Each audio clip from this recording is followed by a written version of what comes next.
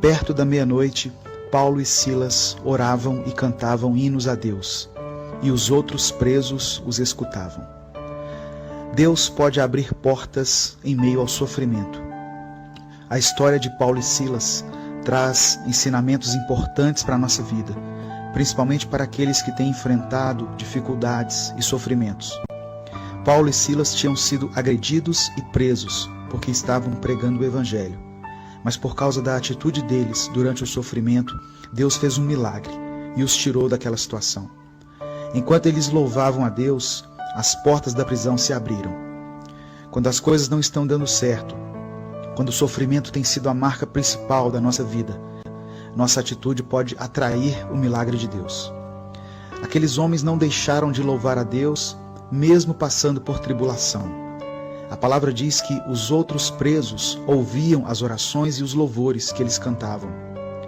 Será que as pessoas que convivem com você têm ouvido você orar e louvar a Deus?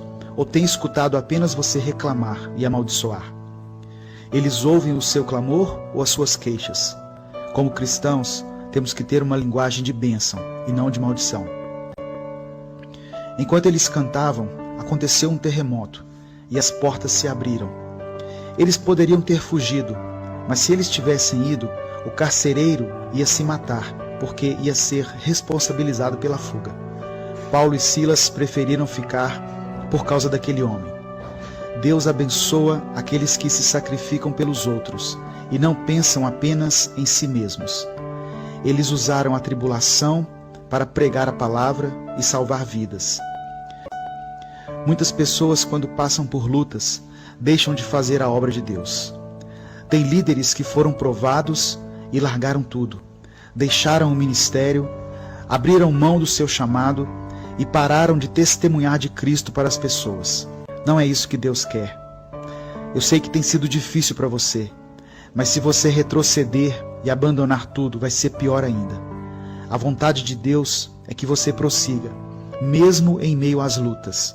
Paulo e Silas souberam esperar o tempo certo para serem libertos.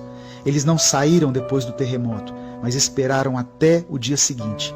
Aprenda a esperar o tempo e a maneira de Deus agir para ser abençoado. Eu quero orar por você. Senhor, muitas vezes a maior cadeia da qual precisamos ser libertos é a espiritual, que nos impede de viver a vida de Deus. Sabemos que a única maneira de ver as portas dessa prisão serem abertas é assumir uma aliança com o Senhor, através de Jesus Cristo. Que aqueles que me ouvem, que têm sido aprisionados por essa cadeia, possam te conhecer e entregar suas vidas para que sejam libertos. Eu oro também por aqueles que servem ao Senhor e que têm sofrido perseguições, aqueles que no seu coração resolveram parar com seu ministério, que abandonaram as suas atividades, que entregaram as suas células, seus departamentos.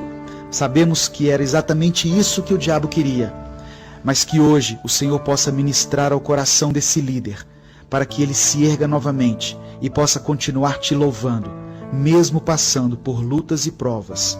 Eu oro em nome de Jesus.